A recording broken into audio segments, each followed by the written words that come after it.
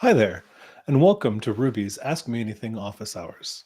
My name is Dan Merrick. I'm Director of Plant-Based Culinary and Development for Ruby here. And during these sessions, we open up questions to our audience of students and answer any questions related to the courses or to cooking. My expertise was particularly in plant-based, so we usually focus on plant-based specifically for my live events. A little bit of housekeeping here. You should see a box on the right-hand side of your screen if you're watching through Ruby. There is a little box that says Add Question. You can type in any questions you have in that box and hit the black Add button underneath it, and that will go right to our moderators and will be added to the queue at the bottom.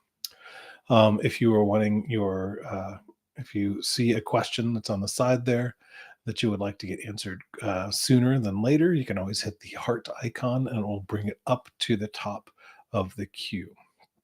All right, so let's get started in here. Our first question is actually from Maria. Hi, Dan. Would you explain the message used for toasting quinoa?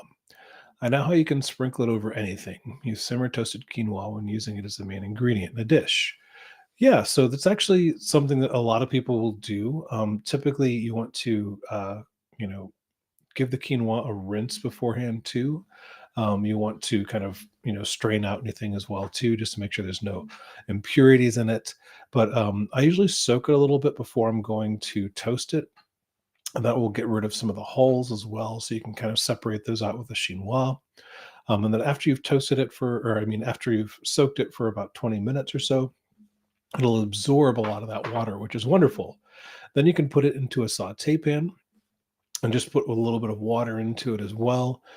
Cook it on medium to high heat. It shouldn't take very long, 10 to 15 minutes, and it'll absorb the water in there. You'll start to smell that toastiness that happens with it as well. Once you start hearing or smelling the toast, kind of the toasted smell of that, turn off your heat and remove it right away from that. Then you can absolutely add it to the top of all kinds of dishes as an added protein source, added fiber source. It's a great thing to be able to utilize. Now, that you can mix into other things too. I've seen people use it almost as like a breadcrumb. You can add it to all kinds of different meals. So, easy way to be able to toast quinoa. Lisa, my husband is not a fan of beans, and I have to avoid the usual acidic reflux triggers. Can you share any suggestions for other ingredients to use? We do use tofu regularly, just looking for some variety. Okay, so sounds like he's not into beans in their like whole form because tofu being a bean itself as well. So if you can do tofu, you might want to try tempeh as well. But you don't have to always go for beans. Like quinoa, what we just mentioned, is actually a great grain that has a lot of protein in it.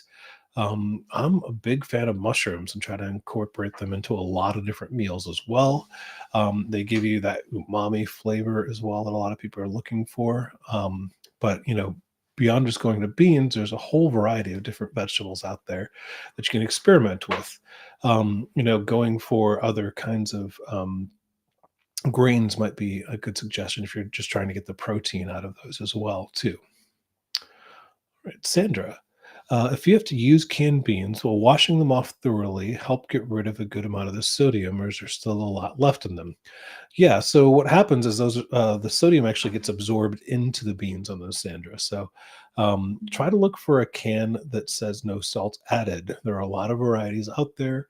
I know Eden makes one. I know 365 makes one. There are a couple that you can find out there that have a no salt added. So if you're buying beans, you're trying to avoid sodium, definitely go for the no salt added bean variety. If you wash them off, it'll definitely get rid of some of the surface sodium, but they have been cooked, with that sodium, and they've definitely been absorbing salt basically as it goes. So, that would be my suggestion is if you're getting canned beans, which I use all the time, I do dry as well, but sometimes in a pinch, you just got to grab that can of beans. And so the unsalted variety is definitely the way to go. Tony, any tips for someone who wants to start a meal prep and catering business? Start slow. So, for meal prep and catering, a couple different things on those, or couple different avenues for each one of those. Meal prep, is typically kind of like adding the ingredients to things and being able to let them do a little bit of the cooking themselves, and then catering is giving them meals, you know, pretty much done basically. Um, the best thing you can do for yourself is not to take on too much right away. Start with one client, see what their tastes are, the way that they like things. And after you get kind of used to the rhythm of that, and I'm saying for a couple months, then you might want to move on to more than one client.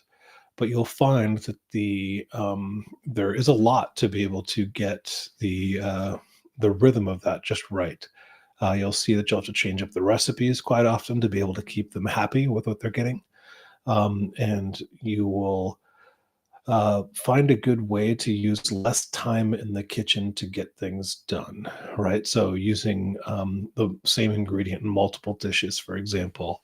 Um, if you're getting more than one client using those same things to be able to, switch around.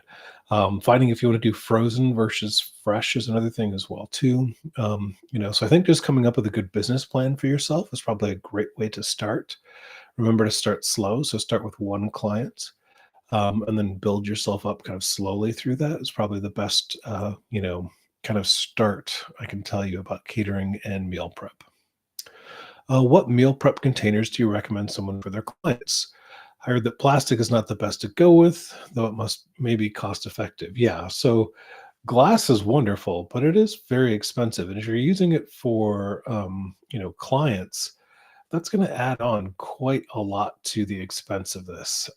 You can get into a system of reusing them, but then you have to keep track of them as well. You have to make sure that they're washed properly before reusing them.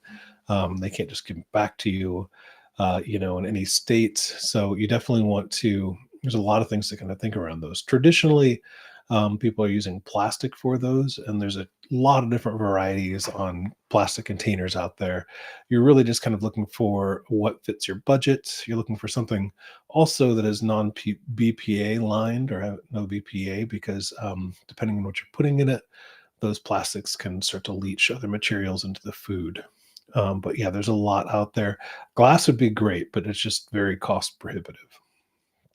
Another one from Tony. I love all types of kitchen gadgets, but what kitchen gadgets would you say every home chef or regular chef must have? So I'm usually a big proponent of just saying, really knives, cutting boards, a saute pan, your stock pot, are pretty much like the all the things you really need. A peeler would be nice too. As far as gadgets go, there's all kinds of different gadgets out there. And my kind of rule of thumb on gadgets is that I have to use them regularly enough to be able to warrant the space for them. I used to have a much smaller kitchen than I do now, and that kitchen helped me realize that I need to be able to, just kind of keep things in check. There are certain items that might be cool, in that one situation, but if you're only going to use it every 6 months, you have to think about if you're going to keep that. Now, there are things like, I don't know, like a spiralizer, which are really fun.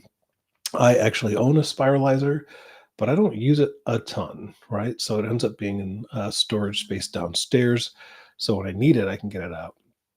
But the regular gadgets that I use on the regular basis are going to be a tea kettle, heats hot water, so I can get water heated quicker.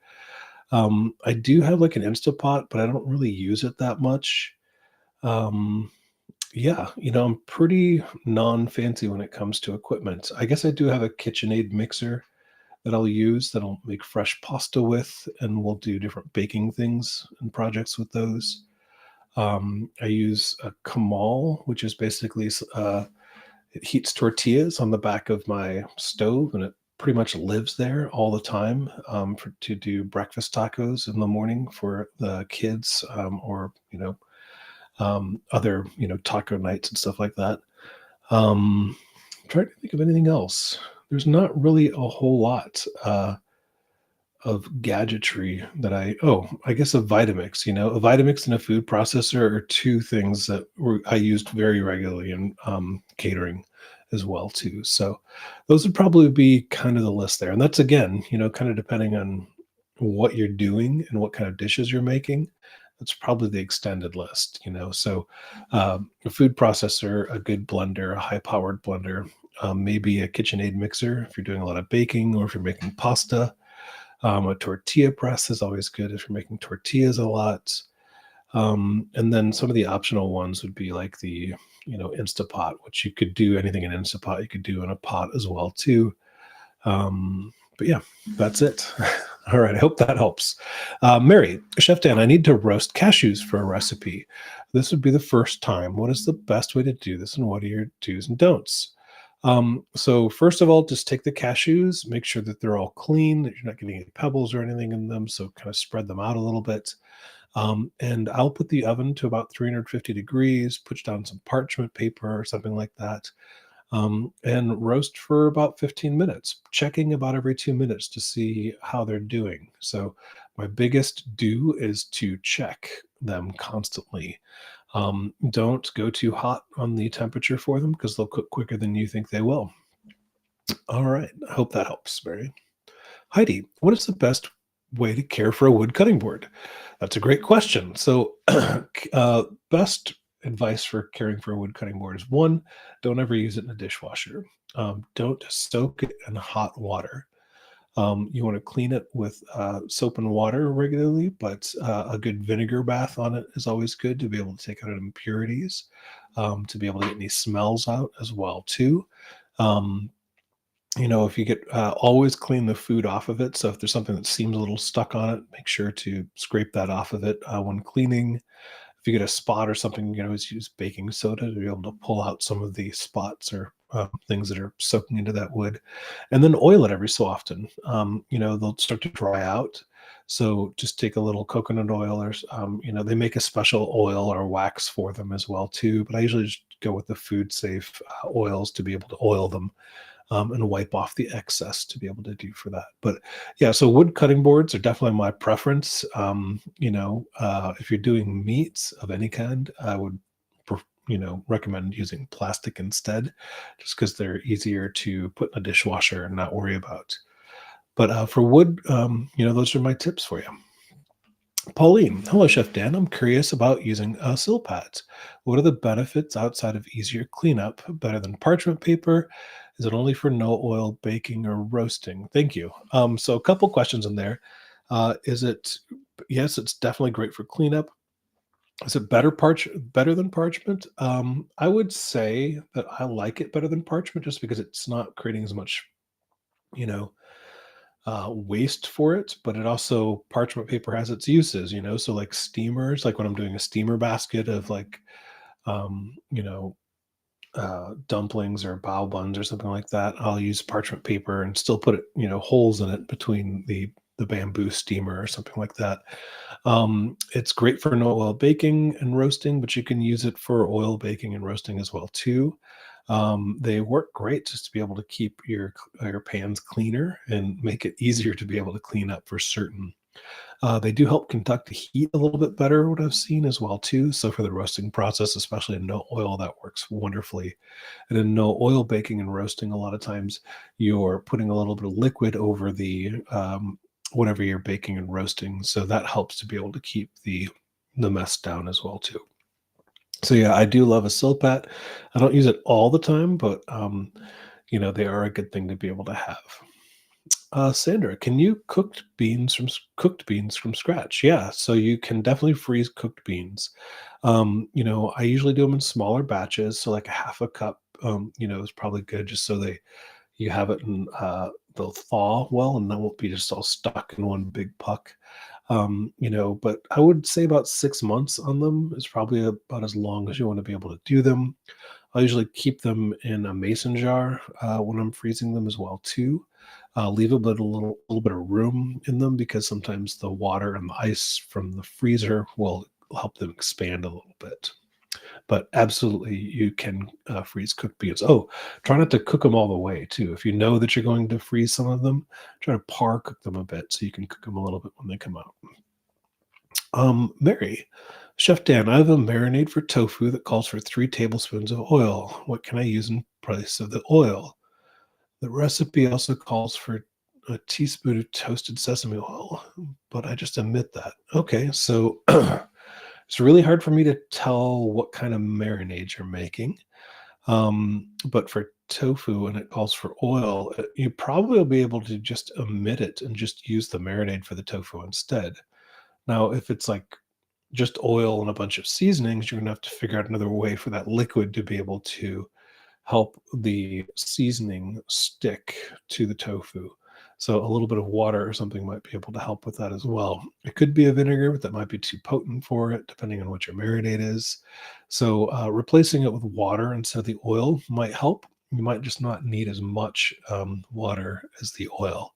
For the toasted sesame oil, it's fine if you're omitting it, but you might want to maybe use toasted sesames in the recipe as well, or the marinade, to be able to get that flavor out of it at the same time. You also might want to try tahini, which is sesame just ground up, and they do a toasted version of that too. Levon, how do I save on shopping, and where's the best place to shop? That's a pretty open-ended question. I think that the best way to save on shopping is to make yourself a list. So before going shopping, always have kind of planned out what you're going to eat for the week. I do it on the Notes app, basically on my phone, and I plan with my wife what we're going to have for our meals, and then I put that over and equate that to my shopping list at the same time. That way, I'm not overspending on things that just look good at the moment. I know exactly what I need. It gives you an opportunity to search for coupons if you do coupons as well. But yeah, where's the best place to shop is completely dependent upon where you live. And because I don't know that, it's a little hard to determine. But um, I find myself going to multiple stores to be able to get what I need, for recipes. Not every week, but a lot of weeks, I'll find myself going to at least two stores to be able to get the best available and the best price on things at the same time. I hope that helps a lot.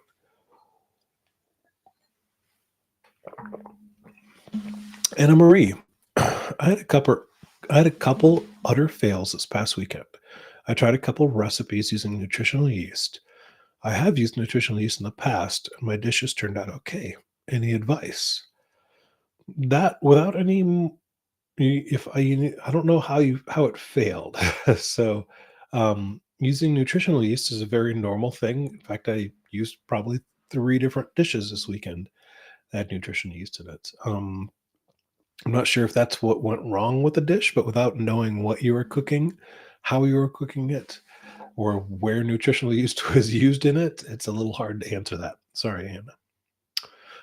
Michael, what fruit pastes work well for sweetening balsamic vinegar dressings? So a lot of them do. Date paste is probably one of the more popular ones in the whole food plant-based world. I love to use apricot, actually, personally. I love it more than dates, especially for a balsamic vinegar. Add in a little bit of rosemary or thyme into that. Blend it up with the apricot as well. It's really great. But that's the nice thing, is you can experiment with different fruit paste to get different flavorings. So date and apricot are probably the most popular, but any dried fruit that you want to switch out for that should work pretty well. All right, another one from Michael. Palate preferences differ by age. Children seemed like mild and sweet. Teenager on the tangy side. Adults rich and complex. How should a good chef take these age preferences into account? So I think that's a little bit, it's a little bit of give and take, right? So um, doing recipes or menus that adhere to all of those flavors will keep everybody happy. Having something. I'll give you an example just from like last weekend. I had some guests over for dinner, and I made a pasta with a tofu ricotta, and I added some nice, you know, sauteed vegetables, which are like different mushrooms, and roasted some tomatoes and put them into it kind of afterward as well too. So it was that kind of rich and complex flavor. On the side, I had asparagus with garlic and a little bit of lemon juice over the top of it. But then I also made an eggplant dish that was, it had, let's see, the eggplants also had tomatoes in it. I smoked the tomatoes on it, but I also put in capers and olives, like kalamata and green olives, and a couple other things. So it was and there was a little bit of honey in that one and date paste. So it was definitely the kind of sweet and sour kind of on the Italian angle. And then did a nice kind of a sweeter dessert for that as well. So that menu had all of those profiles you're talking about it in there. Now, some people might like one more than the other, and the kids, of course, can't eat just the sweet thing for the entire meal. But if you're planning your meal, depending on who your guests are, is probably the best way to construct your evening. Knowing that in ahead of time is great because you can pick out different recipes that will, really cater to each one of those guests. So I hope that helps, Michael. Michael, can you please recommend resources that help me understand what to pair with what? I'm not very good at this. There is, anybody asks me what my favorite cookbook is, I always tell them it's the Flavor Bible. And the Flavor Bible is actually not a cookbook. What it is pairing different ingredients with different ingredients. So it's wonderful because you can find, that, one ingredient tastes really good with the other one. And it's a huge book, has tons of different pairings to be able to go through. And I would highly recommend that one. If you're vegetarian, there's a vegetarian Flavor Bible as well. Both those books are widely available on the internet or local bookstores, even too. So happy hunting on that, Michael. That's a good read. Levon, how do I transition to a plant-based and make the food taste good? I think that's part of, just really getting used to the plant-based diet and exploring in the kitchen a little bit. You're able to, play around a little bit with recipes to be able to get the best flavor for it. Recommendations I always give to people when they're first starting into this to be able to get big flavor is to be able to pick things that are in season because they have the most well-developed flavor. The closer they're picked, the closer you are to where they're picked off the vine or the tree or whatever it came from, the more flavor they're going to have. So even if it's in the middle of winter, you can still get things that are hydroponically grown, which is great, and get them more local to you. And I highly recommend that. Using fresh herbs is great because it'll add a big potent flavor to it as well. So those are probably a couple ways to be able to start that out. And the more techniques and the more cooking you'll learn on that, the better you'll get and make the food taste great. Another one here from Levon. How do I stop the bloating? Not sure what that's from, but a lot of people, when they first transition to plant-based diets, do have bloating from beans, and that goes away after time. In fact, you can tell somebody who's been eating, a plant-based diet for a while is a bean-heavy diet versus somebody who isn't, because that will go away with time. So after about a month or so of being on a plant-based diet, eating a lot of beans, you won't get as much bloating from that, or the adverse effect that kids joke about. But yeah, so I hope that is kind of what you're talking about, and that will go away with time. If it's not, you might want to ask a doctor instead of a chef. Maria, is toasted quinoa considered cooked? Can you cook toasted quinoa to make it fluffier? To be used an example, the 50-50 plate. I'm not sure what the 50-50 plate is, but if you do toast it, you can cook it more in water to make it fluffier. It'll just have that kind of toasted flavor, which is totally fine. So if that's what your end result is, yeah. Otherwise, it'll be like almost like a breadcrumb if you just have it just a toasted where it's not fluffy at all. But yeah, put a little bit more water into it and then cook it off. You can still get the nutty kind of, with it, and then add more water to it to be able to fluff it out. Sue, we just bought a Ninja creamy machine with pint-sized containers. Do you have recipes for plant-based creamy ice cream, especially for this size container? That sounds very specific to the Ninja creamy machine, and I do not own one, nor have I ever seen one before. So I don't. have recipes specifically for that machine. Sorry. I know there's a lot of different recipe makers out there that work to be able to make plant-based ice creams. I've done a lot myself from plant-based gelatos, but that sounds pretty specific. So I don't have a recipe for that one, Sue. Sorry. Patty, I'm stuck on what knife to get. Can you share any advice? The best advice I can give you, Patty, is to find what feels best in your hand. I think everybody has different preferences on knives, and they should because all of our hands are different. So if you can go to a place where you can have the knife in your hand, I do can. There's it's not the Container Store. It's the there's a couple stores that special like have knives that you can just test out there as well too.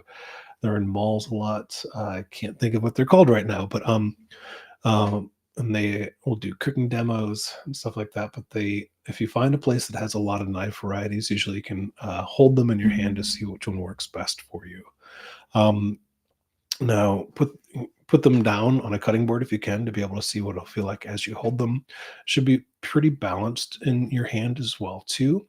I also like to get one where the tongue is actually going through the whole handle as well. So you should see a metal strip going through the whole thing with two little pins on the side to be able to hold it. That way the knife doesn't break off right at the end here when you're chopping things. It goes through the entire thing as well too. So, but really over anything else, the way it feels on your hand is probably the best way to pick out a good chef knife. All right, Tony. I've got a lot of homemade dressings ask for oil, but what would be a good replacement for oil when making homemade dressing? So that kind of depends on the dressing you're making. So if you're making something like a ranch or a creamy dressing or something like that, I would actually add silken tofu into it with the herbs and the other things that you're using. If it's like a vinaigrette, using the vinegar is fine, but you might want to have a fat to be able to go along with that. So maybe an avocado or something would actually be great to be able to replace out into that as well too. You could do like the Dijon or the fruit paste kind of things as well too, with a little bit of vinegar with those too, and a little bit of water would go well with those. Now we have a huge section on no oil dressings on Ruby. I would definitely check those out for kind of the staples to be able to start yourself out on. All right, Maria, can you share any suggestions for handheld meals for lunch boxes? My teens are always pressed for time to finish packed lunch. So, handheld meals that I usually do for my kids, I'll usually go with a burrito or a taco. Like a bean taco is probably one of my go-tos for my kids. They love them, and you can add all kinds of different things into them, different kinds of vegetables, lettuces, radish, all kinds of fun things to be able to do it. The untuna salad that we have on Ruby is another one of their like favorites. They don't like it with the seaweed, so we call it the unchicken salad. But it's basically like either a cashew cream or vegan mayo over chickpeas with pickles and lots of pickles. I always want more pickles for them as well. So I like the burrito idea because it's really approachable. It's easy to fit in a lunchbox. It wraps up really easy. They hold pretty well as well too. If you're using a vegan mayo, it actually holds better than regular mayo would. Um, so those are really great too. Now you can get experimental with things too. I've done sushi for them as well too, which is great. Nice and handheld. It's definitely raises some eyebrows at school when the kids look at it, but sushi is an easy, fun thing to be able to make with kids even. And it's something definitely special. But just the handheld items are always great for the school lunches because having something where you have to dig, a spoon or a fork into it is definitely more laborious for a kid, especially on a short amount of time. Uh, Cecilia, what would be great plant-based dressing for steamed vegetables? Well, that really depends on your palate. I think that maybe the Dijon dressing would be a really good one, but I see a lot of people using the balsamic over the steamed vegetables, especially potatoes. So if you look those up on the Ruby platform, you'll find either the Dijon or the balsamic are two that I would probably, just off the top of my head, use for a steamed vegetable. I do a roast vegetable dish all the time in the fall, and I'll do a tahini and miso with ginger dressing over the top that's really good. And that's usually with a bit of tofu and all kinds of roasted vegetables too. And we do have a recipe like that on Ruby too. All right, it looks like we've reached the end of our questions here. Kind of zoomed right through those, but thank you so much for joining us today for our live Ask Me Anything hours, and we'll see you soon.